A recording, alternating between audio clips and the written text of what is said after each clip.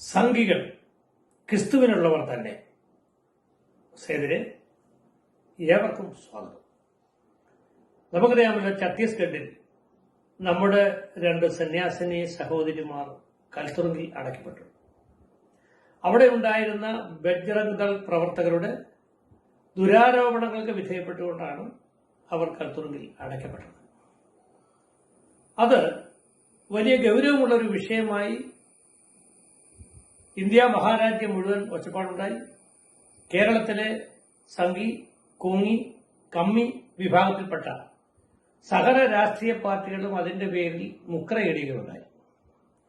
എറണാകുളം അങ്കമാലി അതിരൂപതയുടെ മെത്രാപ്പൊലീത്തൻ വികാരി പാമ്പ്ലാനിയാകട്ടെ സാരമേയ ദീനരോധനം പോലെ ഓരിയിടുന്നുണ്ടായിരുന്നു. അടുത്ത തെരഞ്ഞെടുപ്പിൽ അദ്ദേഹത്തിന് ഒരു സീറ്റ് കിട്ടുമോ എന്ന വ്യഗ്രതയിലാണ് അദ്ദേഹം ഇപ്പം നടക്കുന്നതെന്ന് തോന്നുന്നു. അതെന്തുമാവട്ടെ, നല്ല കാര്യം. രാജ്യത്തിന്റെ നിയമവ്യവസ്ഥകൾ അനുസരിച്ച് അവരിപ്പോൾ ജാമ്യത്തിലാണ്. അതുകൊണ്ട് കേസ് തീർന്നു എന്നതിനർത്ഥമില്ല. രാജ്യത്തുണ്ടാവേണ്ടത് ഇത്തരത്തിൽ ഉള്ള നടപടികൾ നടപ്പിലാക്കാതിരിക്കാൻ പാകത്തിനുള്ള സമാധാനപരമായ സംവിധാനങ്ങൾ ഭരണഘടനാപരമായി തന്നെ നിർവഹിക്കപ്പെടണം എന്നുള്ളതാണ്. അതവിടെ നിൽക്കട്ടെ. ഇപ്പോഴത്തെ പ്രക്ഷോഭങ്ങൾ രാജ്യത്തിന്റെ നിയമവ്യവസ്ഥകൾക്കനുസൃതമായി ആർക്കും ചെയ്യാൻ അവകാശമുണ്ട്. പക്ഷെ പരിശുദ്ധ കത്തോലിക്ക സഭയുടെയും ക്രൈസ്തവ സമൂഹത്തിന്റെയും ചരിത്രം പരിശോധിച്ചാൽ തീയിൽ കുരുത്തതാണ് ഈ പ്രസ്ഥാനം. ഇതിന്റെ ഉപജ്ഞാതാവായ ഈശോമിശിഹ തന്നെ തന്റെ കുരിശുമരണത്തിലൂടെയാണ് രക്ഷ നേടിത്തന്നത്. അദ്ദേഹത്തെ അനുധാവനം ചെയ്ത ശിക്ഷകണങ്ങളടക്കം എല്ലാവരും, യോഹന്നാൻ ഒഴിച്ച്, അതിഭീകരമായ പീഡനത്തിന് വിധേയരാക്കപ്പെട്ട് ജീവൻ ഹോമിച്ചവരാണ്, ജീവൻ ബലിയർപ്പിക്കപ്പെട്ടവരാണ്. അതുകൊണ്ട് തന്നെ പ്രത്യേകമായ ഒരു പ്രായപരിധിക്കൊന്നും ഇവിടെ പ്രസക്തിയില്ല. ഇനിയും ഇത്തരം പീഡനം ഏക്കാതെ തന്നെ രോഗാവസ്ഥയിൽ മരണമടഞ്ഞവരുണ്ട്. അന്തോനീസ്, അതുപോലെ തന്നെ കൊച്ചുരേസ്യ പുണ്യവതി, അഗത്ത, ആഗ്നസ്, മരിയ ഗുരത്തി, ഇവരുടെയൊക്കെ ചരിത്രങ്ങൾ ജീവൻ നഷ്ടപ്പെട്ടവരാണ് വളരെ ചെറുപ്പത്തിൽ. വിശുദ്ധ സെബസ്ത്യാനോസും ഗീവർഗീസും ബാധിക്കപ്പെട്ടവരാണ്. ഇത് സഭയുടെ ചരിത്രമാണ്. വിശുദ്ധ പൗലോസ് ഗളച്ഛേദം ചെയ്യപ്പെട്ടു. ആ പൗലോസ് ഗളച്ഛേദം ചെയ്യപ്പെട്ടിടത്തെ ബസിലിക്ക സന്ദർശിക്കാനും കാണാനും ഒക്കെ ഭാഗ്യം ലഭിച്ചിട്ടുള്ള ഒരു പാവപ്പെട്ട മനുഷ്യനാണ്. അത് സഭയുടെ ചരിത്രത്തിന്റെ ഭാഗം. മറ്റൊരു കാര്യം കൂടിയുണ്ട്. ആര് സഭയെ പീഡിപ്പിച്ചിട്ടുണ്ടോ അവർ പിൽക്കാലത്ത് വിശ്വാസികളായി മാറിയ ചരിത്രവും സഭയിലുണ്ട്. നമുക്കറിയാമല്ലോ, അപ്പസ്തോല പ്രവർത്തികൾ 7-ാം അധ്യായത്തിന്റെ 54 മുതൽ 60 വരെയുള്ള തിരുവചനങ്ങളാണ് സ്തെഫാനോസിനെ കല്ലെറിഞ്ഞ് കൊല്ലുന്നത്. അതിന് നേതൃത്വം കൊടുത്തത് അവിടെ സാവൂളാണ്. സ്തെഫാനോസ് ഒരിക്കലും ആ കല്ലേറിനെ ഒരു കുറ്റമായി കണ്ടില്ല. കാരണം ജനം വളഞ്ഞപ്പോൾ അവൻ സ്വർഗത്തിലേക്ക് നോക്കി, സ്വർഗം തുറന്നിരിക്കുന്ന കണ്ടു. പിതാവായ ദൈവം മഹത്വത്തിന്റെ സിംഹാസനത്തിൽ ഉപവിഷ്ടനായിരിക്കുന്നു. അവിടുത്തെ വലതുഭാഗത്ത് ഈശോമിശിഹ എഴുന്നേറ്റ് നിൽക്കുന്നു. എന്നാലും നിന്നെ സ്വീകരിക്കാൻ ഞാൻ തയ്യാറാണെന്നതിനർത്ഥം. ദൈവദൂതന്മാർ സ്തുതികീർത്തനം ഉയർത്തി. ഇത് കണ്ടപ്പോൾ സ്തെഫാനോസിന് ഇനി ഈ ഭൂമിയിൽ ജീവിക്കേണ്ടതില്ല എന്ന ചിന്തയുണ്ട്. പക്ഷെ സ്വർഗത്തിൽ പോകാൻ മരിച്ചല്ലേ നിർവാഹമുള്ളൂ. അതിനെന്താണ് ഒരു മാർഗം? അപ്പോഴാണ് യഹൂദർ കല്ലെറിയാൻ തുടങ്ങിയത്. അവന് സന്തോഷമായി. കല്ലെറിയുന്നവർക്ക് വേണ്ടി അവൻ അനുഗ്രഹിച്ച് പ്രാർത്ഥിക്കാൻ തുടങ്ങി. അവസാനം ജീവൻ ബലിയർപ്പിക്കേണ്ട സമയമായപ്പോൾ അവൻ പിതാവിനോട് പറഞ്ഞു, പിതാവേ, എന്റെ ആത്മാവിനെ നിനക്ക് സമർപ്പിക്കുന്നു. ഈ കുറ്റം ഇവരുടെ മേൽ ആരോപിക്കരുത്. കണ്ടോ, അവർ കുറ്റം ചെയ്യുകയല്ല, എന്നെ സ്വർഗത്തിലെത്തിച്ചുകൊണ്ടിരിക്കുക. അപ്പൊ നമ്മുടെ സന്യസ്തരെയൊക്കെ ഇത്തരത്തിൽ പീഡനത്തിന് വിധേയമാക്കിയെങ്കിൽ ഓർത്തുകൊള്ളുക, 1 പത്രോസ് 3:14 മുതൽ വചനങ്ങളിൽ അപ്രതീക്ഷിതമായി ഏതെങ്കിലും തരത്തിലുള്ള പീഡനങ്ങൾ ഉണ്ടായാൽ നാം അതിൽ ഭയപ്പെടേണ്ട കാര്യമില്ല. മഹത്വത്തിലേക്ക് നമ്മൾ നയിക്കുവാനുള്ളത്. നാളത്തെ സഭയുടെ വളർച്ച ഇത്തരം പീഡനങ്ങളിലൂടെയാണ്.